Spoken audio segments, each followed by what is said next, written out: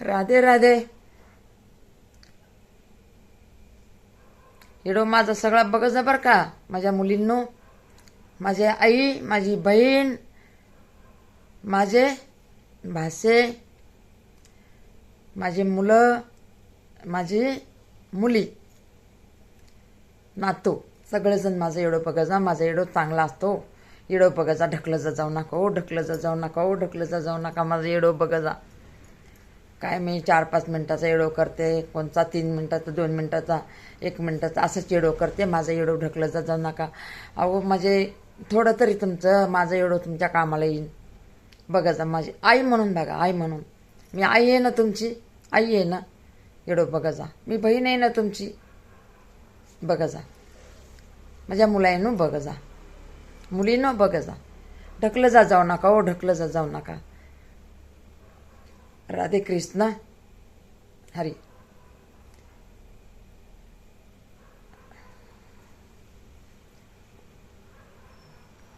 धन्यवाद बरं का. व्हिडिओ बघा जा. बघा, एक जोडपं होता आणि लय दोघाचा एक दुसऱ्यावर जीव होता, नवरा बायको. त्यांना झाले एक मुलगा आणि मुलगी. त्या नवरा बायकोला एक मुलगा आणि मुलगी झाली. मग एक घडीपर्यंत आपली कहाणी सांगते. मग ही मंदिराच्या बाहेर असं एक माणूस बसला होता, ते सांगत होता दुसऱ्याला कहाणी. तर मी तिथं म्हणलं काय चालले म्हणून मी उभा राहिले आणि ऐकत होते. बघा, ऐकत होते. तर ते चालले आपलं रडायला लागलाय, ते पोरगं रडायला लागले. म्हणला मला 2 लेक, एक मुलगा आहे, मुलगी आहे आणि माझी बायको मला सोडून गेली. तिचं दुसऱ्यावर प्रेम होतं, तर मग त्याच्याबरोबरच लग्न करायचं ना. माझ्याबरोबर कशाला लग्न केलं, मला कशाला एवढा जीव लावला. आता मला जीव लावला, आता मी तर येड्यावानी झालो, तिच्यासाठी दिवाना झालो. असं हिंडतोय फिरतोय, काम पण करत नाही. 2 लेकरं पोरगे शाळेला चालले, तर त्यांना कोण सांभाळील. मला ती चिंता लागली या.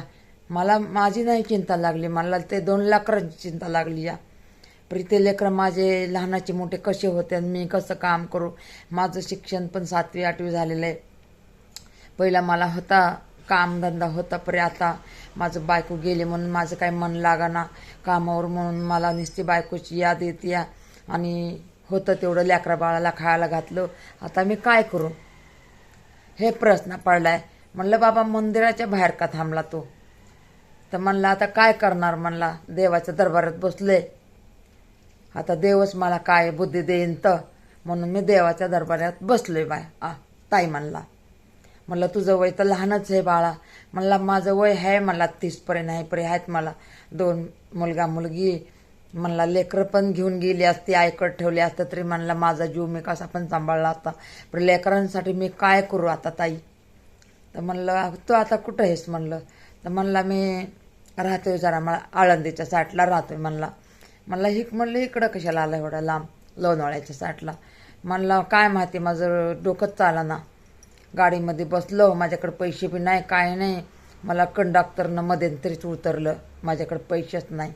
आता अंगावर तर कपडे माझे चांगले होते म्हणून नाही का. त्या कंडक्टर वाटलं मी नाटकच करावे. माझ्याकडे मोबाईल पण नव्हता म्हणला. परी म्हणलं आता काय करणार. तर म्हणलं आता काय करणार, आता देव काय मला बुद्धी देईन ते मी करणार. बघा असं असतं. मग नाही का लय मोठे लोक जमा झाले आणि मग गेले. आपण आपल्या त्याला समजून सांगितलं आणि म्हणले जाऊ दे, ते गेले ना जाऊ दे. तू लेकरं चांगले सांभाळ, लेकराचा सांभाळ कर. जसा कामं करत होता बायको होती त्या टायमाला, तसंच आता पण तू आईची जागा घे. आईची जागा घे तर तुझं नाही का ते लेकरच तुला आशीर्वाद देते. बायको पण म्हणला करू नको. तर म्हणला मी तर अजून 30 वर्षाचाच आहे, माझं तर वय पण नाही एवढं. तर म्हणलं आता दुसरी बायको कशी, एक टाईम चांगली नाही भेटली ना, दुसरं टाईम नाही चांगली भेटत बायको. बघ बाबा, तुझ्या नातेवाईकनं तुला चांगली बायको बघून दिली तर तू कर, नाहीतर म्हणला नको करू नाही का, तू राहा असंच राहा. तर म्हणला बघू आता माझे नातेवाईक काय करतात, आता लेकरं कसं सांभाळू मी. तर सगळे लोक म्हणले लेकरं सांभाळणारा तू नाही बाळा, ते परमेश्वर आहे. लेकरं जन्मलेत ना तसं तोंड दिले ना, चूच दिली ना आपल्याला तर चारा पण देणार देव. त्याची चिंता नको करू, तू काम करत राहा, चांगलं कर्म कर, तुझं स्वतः बायको पण भेटन आणि लेकरं पण लहानाचे मोठे होते.